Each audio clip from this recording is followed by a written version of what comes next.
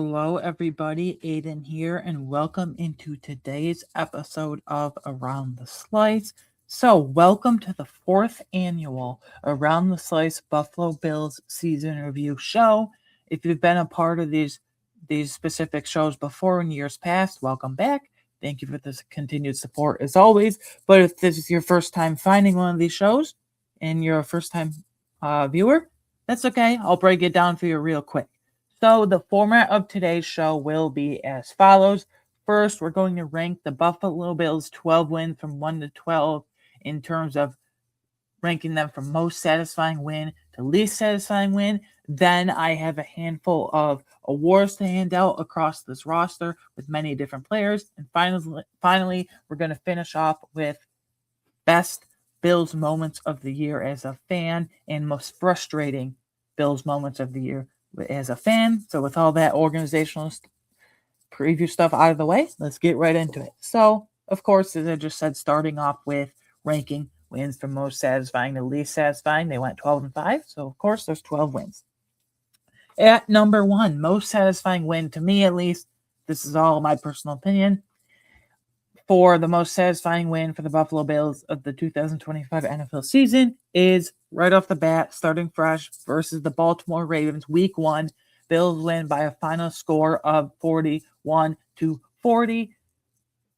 My reasoning here is because this is basically the comeback of the decade, at least in Buffalo Bills standards and logic here. We were down 15 points with 4 minutes to go in the fourth quarter, and Josh Allen and company go on an absolute tear. It just showed, it was a precursor for the year, how as long as you have Josh Allen, you're always going to be a Super Bowl contender. The Ravens defense kind of fell apart at halftime. Damn, I was ready to throw in the towel. This was not looking good. Derrick Henry was running all over us. Lamar Jackson was throwing all over us. Lamar Jackson had a very good night, but when it came down to it, we were down 15 in the fourth quarter, and we came back. And then Matt Prater, who had literally come off the couch just a week or so prior, a few days or so prior, right around there, to come in and kick a game-winning field goal and win by 1 point. It was extra special, and it set the tone for the whole entire year. Yet another Super Bowl contending year. At number 2, this is a very close second because it's another comeback fashion win, if you will, at Patriots in New England, mind you. Week 15, so this is way later in the year, we ended up winning 35-31. So number 1, beating a division rival, especially with my most hated team in the league historically being the New England Patriots, beating a hated division rival, it's always extra special. It will never not be extra special. I don't give a shit how good or bad the team is. But the fashion we won in, extremely impressive. I think at halftime we were down 21-0 or 21-3. I just know that towards halftime we were down 21-0, and we erased that to ended up winning 35-31 specifically. 21-0 comeback. That was just freaking incredible. And then Mike Vrabel shooting his mouth off after the game, which I love Mike Vrabel, don't get me wrong, but this was just a dumbass thing to say. He goes, well, the Bills coming into this game, they led the league in holding. They led the league in holding penalties, and it just bothers me that a single holding penalty wasn't called on them whatsoever. Mike, I don't know if you were there as the head coach of the game, but there was literally a holding penalty called off a Josh Allen run touchdown. So that's just a blatant lie. I'm not sure what he's talking about, but hey, whatever. So first 2 most satisfying wins in great comeback fashion, especially this one, number 2, down 21-0. Number 3, versus the Chiefs, week 9, we won by a final score of 28-21. It's the Chiefs. I know everyone's going to say, oh, Aiden, if you're a non-Bills fan, oh, that doesn't matter. Patrick Mahomes ended up tearing his ACL. They missed the playoffs for the first time forever. Okay, who gives a shit? It's the Kansas City Chiefs. It's our most hated rival nowadays, besides the in-division Patriots. Who gives a crap? Beating the Chiefs will never not be special to me. Dethroning Patrick Mahomes and the Chiefs will always be satisfying to me. I don't care if they're in the gutters. I don't care if they're on top. I don't care. When it happens, I don't care. How it happens, I don't care. Which day of the week happens, I don't give a shit. It's the Chiefs. 28-21. Get the win. Move on. Very satisfying. It will never not be special to me. Next, another heated division rival at number 4 versus Dolphins, week 3, 31-21. This is the same divisional aspect as the Patriots. And at this point of the season, the Dolphins were a clown show, and we dethroned them to 0-3. I thought for sure. So this was Thursday Night Football on Prime Video. I thought for sure that next day, being Friday, Mike and Daniel would be canned and fired. Clearly, burying them to 0-3, maybe not, but that rose some tension to the forefront between Tua and Mike McDaniel specifically. So I thought McDaniel was going to be fired, but he was biding his time for the rest of the season. So because it was a division rival, because we buried him to 0-3, it was great to see them buried to 0-3. And then the rest of the season, they rallied a little behind McDaniel, but he ended up being fired. At number 5, at Jets, week 2, 32-10.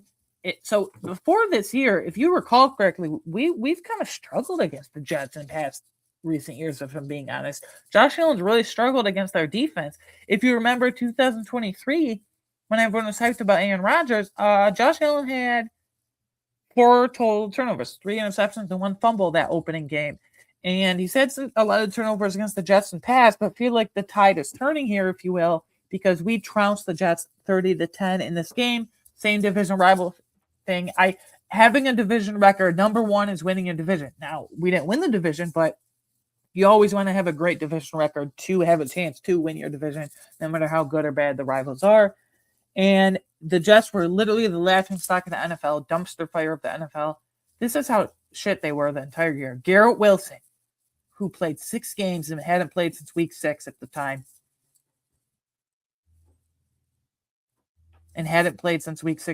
for the season.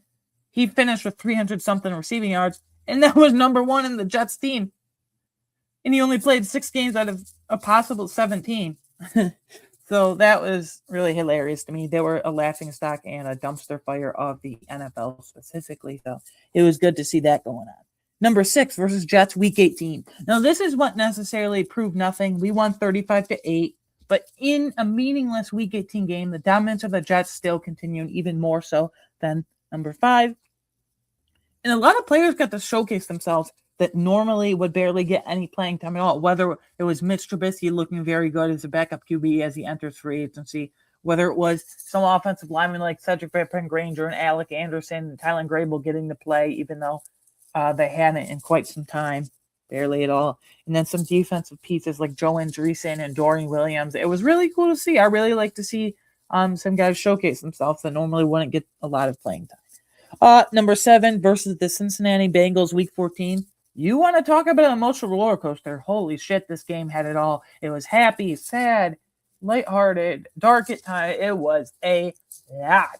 But in the end, we dethroned, if you will, and beat one of the most potent offenses in the NFL. You know, they got Joe Burrow, they got Jamar Chase, they got T. Higgins. Chase Brown was ripping off 100 scrimmage yards per game up to that point.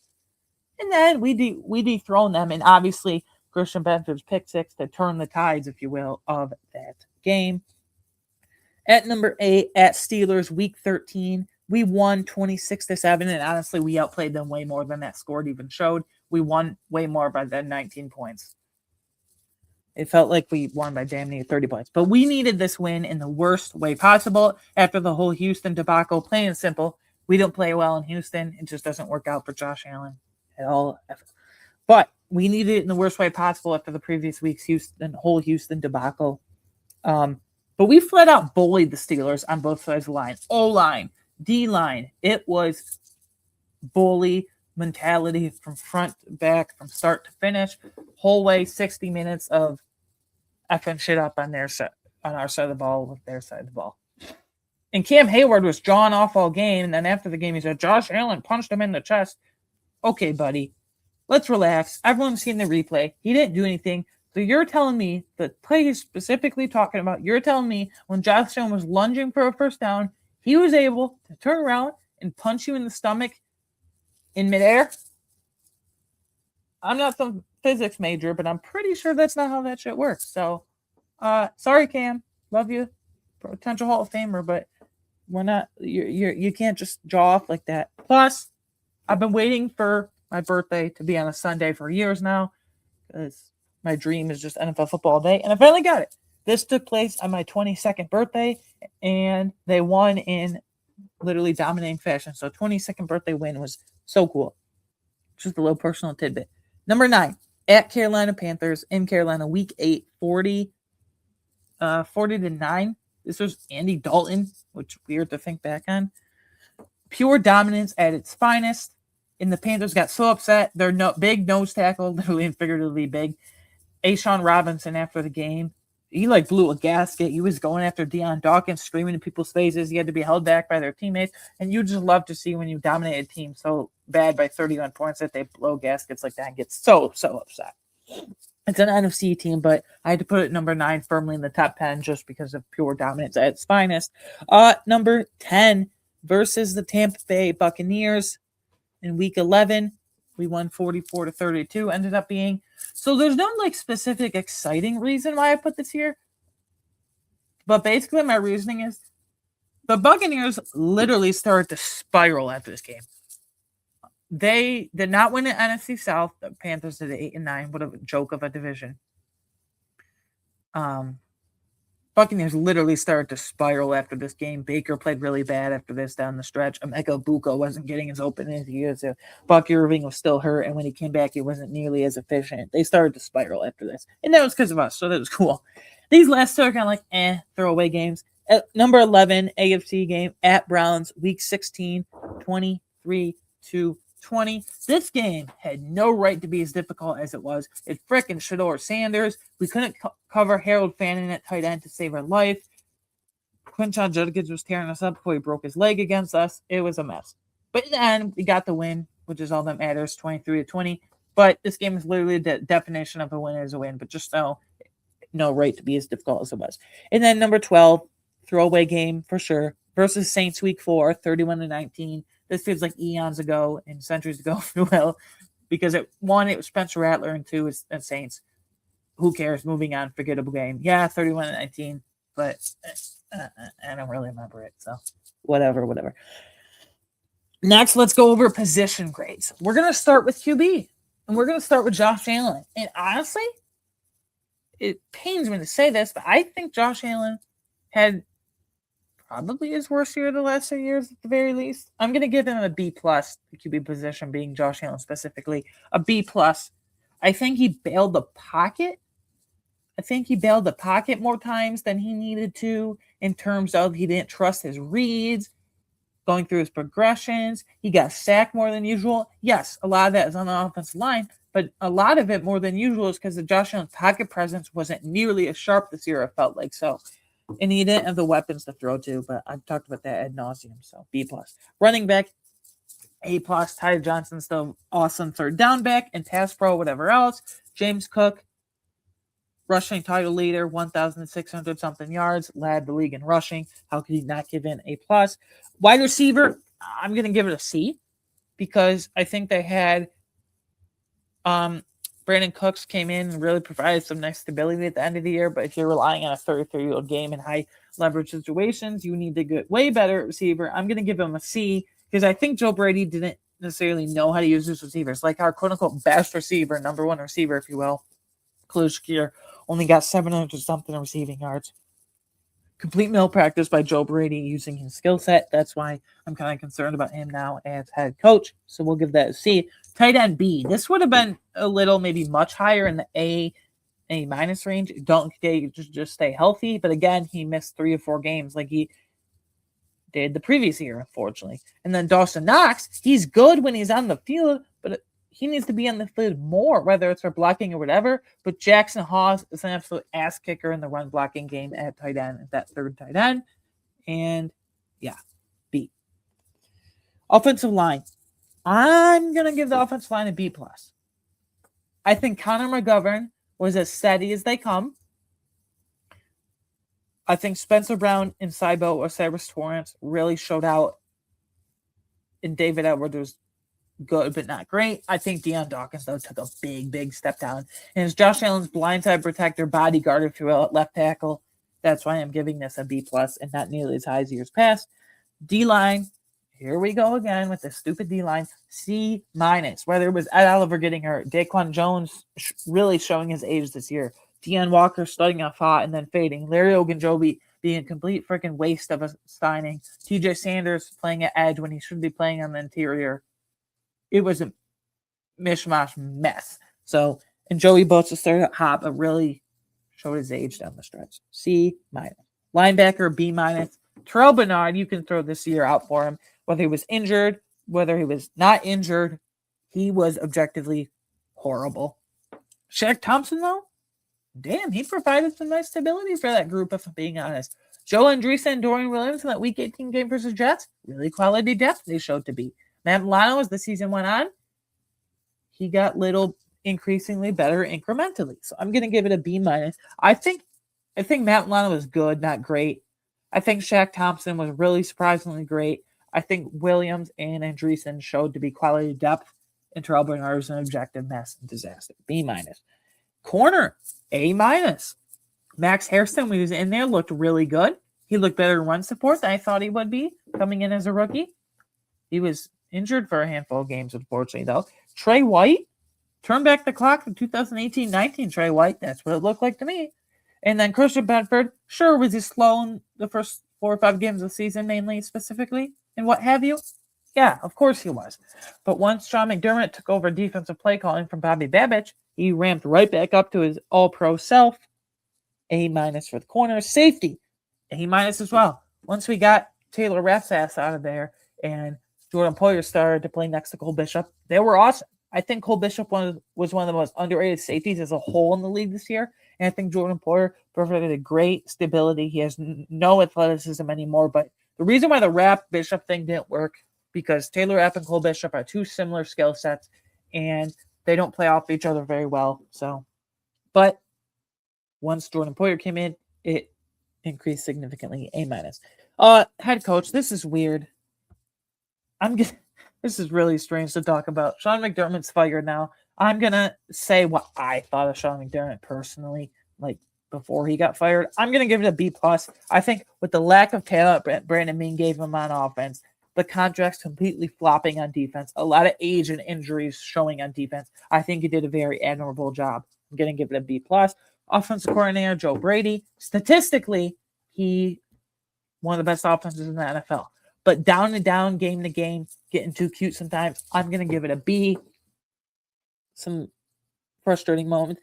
Then defensive coordinator, I know after the first 4 or 5 games, Sean McDermott took over defensive play calling. But by title, Bobby Babich was the defensive coordinator, and I'm going to give it a D. Bobby Babich was a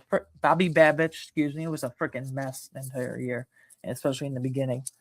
Thank God he's on the Packers staff now. I'm sorry, but I'm really glad he's not back on Joe Brady's new staff. D for Bobby Babich. Special teams coordinator, Chris Tabor.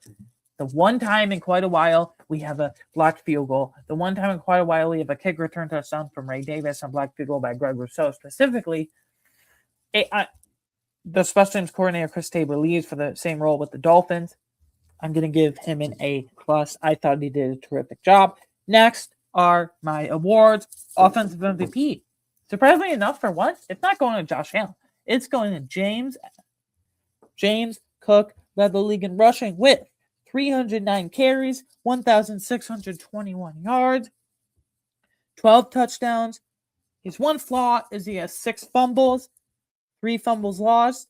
This is the area I wish they would use him a bit more in, but 40 targets, 33 receptions, 291 receiving yards, 2 receiving touchdowns. I say I wish them they would use him more in the receiving game because he has all the makings of an elite receiving back. But I wish they would treat Joe Brady and company would treat James Cook like the Falcons treat Bijan Robinson in terms of alignment and being the focal point of the offense more than he already is. Line him up in the backfield, line him up in the slot, line him up out wide, line him up in bunch formations. I think James Cook is scheme transcendent in most games this year. More often than not, he was the offense now. 6 fumbles, half them lost, 3 fumbles lost. That's his only thing. He seems to have butterfingers sometimes, unfortunately, but he showed that he can handle volume, 300-plus carries. Defensive MVP, this is just like last year because if I'm being honest, this was one of like 2 or 3 guys that actually was consistent throughout the entire year on defense. Christian Benford, 43 tackles, 2 sacks, 2 fumble recoveries, 2 interceptions. One of those very timely against the Bengals, pick 6 during the game. 1 touchdown, 4 pass deflections, and 2 run stuffs, which is a stuff at or behind the line of scrimmage. I wish they would blitz him more because when he's around the ball as a blitzer by the line of scrimmage, he's really physical and gets after it. So, yeah. Most underutilized player specifically on offense. This is a player that I really wish Joe Brady and his staff would use even more because whenever he got the ball, he looked nice. And I'm gonna give it to Ray Davis. Now we know what Ray Davis did in the return game. 31 kick returns for 343 yards for an average of 30.4 average. So that's basically a touchback. That's awesome. And 1 return touchdown. But in the rushing game, very underutilized compared to his rookie year. Only 56 carries. That translated to 275 yards. In the receiving game, he's a good, not great receiver. 13 targets, 10 receptions, 56 yards, and 2 receiving touchdowns. I wish they would use him even more. It was basically a James Cook show, then a little of Ty Johnson here and there this year, and none of Ray Davis at all, other than mop-up duty in that Week 18 game versus the Jets. But I wish they would use all 3 to a high degree. Rookie of the year, there's only one answer for this. The rookie class is pretty disappointing, injured, and underwhelming. Deon Walker, he did fade down the stretch a lot, but overall, 39 tackles, 1 sack, 1 fumble recovery, 4 pass deflections, 12.5 run stuffs. So his knock was he's not, for a guy that's 6'7", 340 pounds, he struggles to anchor and struggles to explode off the ball and is a poor run defender for that size. Yeah, he probably is a bit poor run defender, but I mean, he showed some flashes of some great pass rush moves. So if he can explode off the ball quicker and anchor at a higher level with how heavy set he is and his feet and all that structurally, I think he'll be a gem for years to come. Next, these are some awards I made up. The Houdini Award. Who started off hot or faded down the stretch, or honestly, who was just way too inconsistent? It's Joey Bosa. If you guys go back to last March when we signed him on this podcast, I said, I think it's fine, but overall, I don't really like it because 1, he's 30 years old at the time of signing, and 2, he's had a lengthy injury history, and old and injured a lot is pretty bad. Not a good combo, but 29 tackles, that's, first of all, not many tackles, 5 sacks, 5 forced fumbles, 2 pass deflections, 8.5 run stuffs. I think Brandon Beane needs to seriously consider going for a big move like Myles Garrett or Max Crosby because I think Joey Bosa played way too many snaps this year. I think they were hoping Landon Jackson would have stayed healthy and could get a game day jersey to alleviate some of the stress, if you will, off of Joey Bosa. I think he played way too many snaps. You can let him walk in free agency, though. Old and injured, I keep saying it. Not a good combo. I got your back award. Who will get in a fight? Who will get in a scrum to protect their QB? And just like I say every year, it's Spencer Brown. He's 6'8", 310 plus pounds, right around there, give or take. He's really, really physical and intimidating. He'll let it loose. He'll let punches fly for sure. Mr. Consistency Award. Who's a guy that maybe isn't huge in this offense, but when he's asked to step up, he steps up in a big way. And that is Dawson Knox. 49 targets, 36 receptions, 417 receiving yards, and 4 receiving touchdowns. It's really sad that he's probably going to be cut. I'll be shocked if he's honestly back and not cut because he has a huge cap hit for next year for technically a backup tight end, especially with the 5th-year option likely being picked up for Dalton Kincaid. And Knox is no guaranteed money left on his deal. The writing's on the wall, unfortunately. But I wish they would use him even more. I wish they would use the 2 tight end sets more. That's what Kincaid was drafted to do. That's been a disaster through 3 years. But, yeah. Mixed Feelings Award. A guy that has been so consistent in years past. But I thought by far he was the worst offensive lineman of this entire team this year. And that is left tackle Deion Dawkins. For a stretch of time there, he was leading the league in false starts. And he was leading the league in false starts. I think he was up there in holding penalties as well. I think the other right tackle, Spencer Brown, was way better than him. I think there's a serious conversation this offseason. This is going to be bold. Maybe you trade in because he'll be 32 this summer. Or this year. I think it's April or some shit like that. But yeah. Fan favorite award. Who's a guy that teams have rallied, that everyone, fans, Bills Mafia has rallied behind since training camp and preseason? There's only one right answer for this. Tyrell Shavers. Every time he got the ball, he made a big play.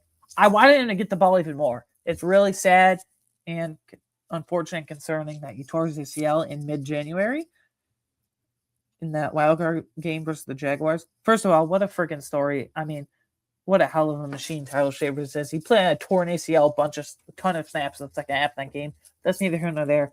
He's probably going to miss a majority, if not all, of next season, unfortunately. He's a special teams ace, and he just made plays when called upon. 23 targets, 15 receptions, 245 yards, and 1 touchdown. He's a height, weight, speed guy, 6'3", 210 plus pounds, a special teamer, everything you could ask for in a wide receiver 4/5 depth type role. Makes me want to punch a hole in the wall. This is not an award you want to have on your ledger resume, if you will. This is another one, just like Deion Dawkins has been a staple for this team, specifically on defense. Taron Johnson, he was, and this isn't an injury excuse, he was objectively horrible this year. 57 tackles, 4 pass deflections, 2.5 run stops. I thought they should have rotated guys in more often, like Cam Lewis, like a Jordan Hancock, to get him some experience. I mean, Taron Johnson was just out there with him, so yeah. 2 left feet award. Whether this guy was playing through injury or not, I don't care. If he was playing through injury, he should have recognized it and shut shit down. He should have shut himself down. But if you're on the field, you better play. If you're on the field, you better signal us that you're healthy. And that's Terrell Bernard. He got replaced by Shaq Thompson. Thank God. It's not. Now, run defense was not still great either way, but it was good enough when Shaq Thompson was in there. And when Terrell Bernard wasn't in there, and when it was Terrell Bernard in there, it was horrible. That's just because Terrell Bernard is very undersized for a linebacker. He struggles to shed blocks mightily. I think he's really good in coverage, but he can't shed blocks. He's not a good downhill player. He's not a good penetration style player. I think that's why he needs to move to weak side linebacker. But that's a conversation for the coming weeks in this offseason, specifically, mainly. For now, 2 left feet award, 65 tackles, 2 fumble recoveries. So he's still around the ball a decent amount. 1 interception, 3 pass deflections, and 8 run stops, but the run defense was much better with Shaq Thompson there and not Terrell Bernard. Next, least valuable player award. This player can be, I can't wait to cut this player so bad. I could really give a shit. I don't want to sound mean here, but I could give a shit about this player, if we're being honest. Safety Taylor Rapp. He only played 6 games. In those 6 games, he was dreadful. He was like scared to tackle. His thing before this year was he's very aggressive, almost to a fault sometimes, where he causes concussions, some friendly fire with his own players. But that was just gone this year in those 6 games. 26 tackles, 1 run stop. So the lack of physicality showed, and he dropped significantly in coverage. It's no coincidence that once he left and Jordan Poyer came in the lineup, Cole Bishop improved significantly. He's going to be cut, and I can't wait. Most improved player. Speaking of Cole Bishop, most improved player. 85 tackles, 2 sacks, 3 interceptions. 3. If you count the wild card one, 4. Coverage ability is coming along very nicely. One of the most underrated players in the league this year, I had a feeling. 7 pass deflections and 5 run stops. So his thing isn't physicality. His thing isn't stopping the run, although he can do it if you need him to. He's good, not great in that category. But he has all the makings of an elite coverage safety in 2 or 3 years from now in this league. So, yeah. Unsung Hero Award. Who's the guy that is crucial for this offense and crucial for this defense that no one really talked about? Sledge, Reggie Gilliam. Does he get the ball a lot? Ever? No. Does he ever make plays with the ball actually in his hands? No. But is he crucial and integral to this offense and what they want to do scheme-wise? Abso-freaking-lutely 1,000%. There would be no tush push without Sledge. There would be no Josh Allen rushing touchdown totals without Sledge. He's key to blocking. And when you get Sledge, Jackson Hawes, and Alec Anderson as that jumbo tight end role, 6 offensive linemen on the field together at the same time, Jesus. Good luck getting through that mess as a defense. So, in the defense, Shaq Thompson, so much better than Terrell Bernard. 56 tackles, 1 sack, 1 one fumble, one forced fumble, sorry. 2 pass deflections in 5.5 runs off. So when Terrell Bernard's best, so if Terrell Bernard's best skill is his coverage ability, then Jack Thompson's best skill is easily plugging holes and being a legit run stuffer at the linebacker spot. He can play weak side, he can play middle, he can rush from the line of scrimmage. They can deploy him in many different ways. He commented in locker room clean out the day after McDermott was fired that he would love to be back in the Bills, but since he was a Sean McDermott guy, he wants to go somewhere that he can start. I don't know if that's feasible or doable with the Bills realistically, but we will see. Conman Award. This is an award I dub Conman Award because who's a player that we gave a lot of money, expected from, and he gave us virtually nothing? That is none other than Mr. Josh Palmer. He played 12 games. He was healthy for like 5 of the 12. He should have went IR injured reserve way before the playoffs started. He should have been shut down way before the playoffs started because when he was on the field, he just congested the offense more and more because he was injured damn near the whole season. 12 games played technically, though. 37 targets, 22 receptions, 303 yards. This might have been bold in me, but I think I said when he was signed, if there's one player on this offense that can go over 1,000 receiving yards, I'm picking Josh Palmer. In terms of receivers, not including Dalton Kincaid. In terms of actual technical wide receivers, I was picking Josh Palmer. That blew up in my face. So Conman Award. He made the offense even worse when he was on the field. Should have been shut down early in the season. Best moments of the year as a fan. The entire fourth quarter versus the Ravens, it was literally a storybook. And then seeing Matt Prater game-winning field goal coming back from 15 to win by 1. Christian Benford's fumble recovery touchdown versus Steelers to literally start the second half, and then from there on out, we just pounded them on both sides of the ball. Following that up with Christian Benford's pick 6, week 14 versus the Bengals. What a momentum shift in both those games. The entire second half, week 15 versus the Patriots, Mike Vrabel's all mad at us. Why don't you tell Drake May and your own team to get their shit together and not blow a 21-0 lead? Just a thought, Mike. But hey, what do I know? Not letting the Jets, this is kind of like a tongue-in-cheek one, but not really. Not letting the Jets record a single interception in Week 18, which means that they were the first team in NFL history to go a whole season without recording a single interception on defense. Only the Jets, right? And then capping it off with Cole Bishop's game-stealing interception versus Trevor Lawrence in the wild-card round. My heart was pounding. I was like, here we go again. This defense always gives up something. Trey White tips it up. Looks like vintage Trey White from 2018-19 era before his multitude of injuries, unfortunately. And Cole Bishop picks it off and done deal. Next, most frustrating moments of the year on the flip side, negative side. This is why I'm kind of skeptical of Joe Brady's head coach. Joe Brady getting too cute with that stupid-ass tight end handoff week 5 versus the Patriots, where from the rivalry jerseys, they hand off to Dawson Knox. Dawson Knox wasn't expecting the ball. And the Patriots are covering at the 10-yard line. They score immediately off of that. What is that? We're playing against a division rival here. What kind of crap do you need to do a cutesy ass tight end handoff for? That's stupid. That's why I'm a little skeptical of Brady becoming head coach. And then looking as pathetic, lifeless as possible. Week 10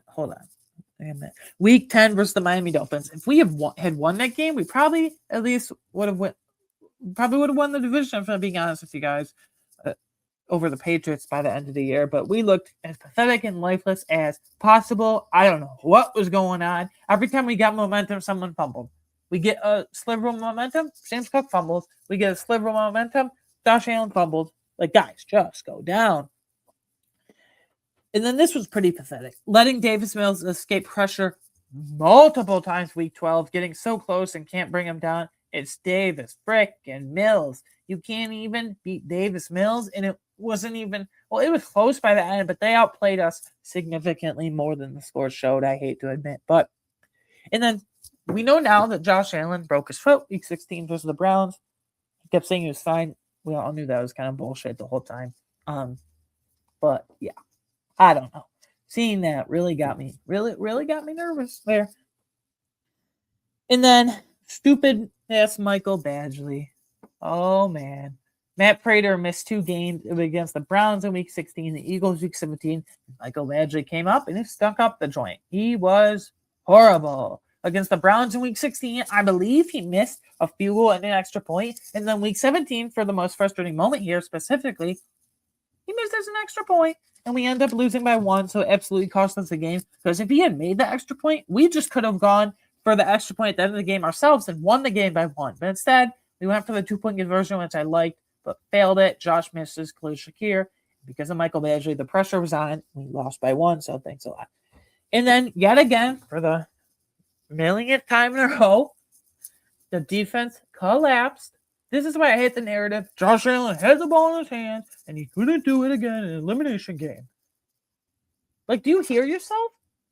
He did do it. He hit Donkey for a touchdown. He forced overtime.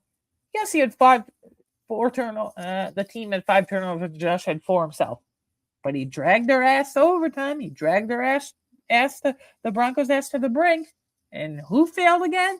Sean McDermott's defense, and that's why McDermott's gone now. But yeah. Okay, rant section over. Frustrating part over. Anyways, guys, that is officially closing the book on the Buffalo Bills 2025 NFL season.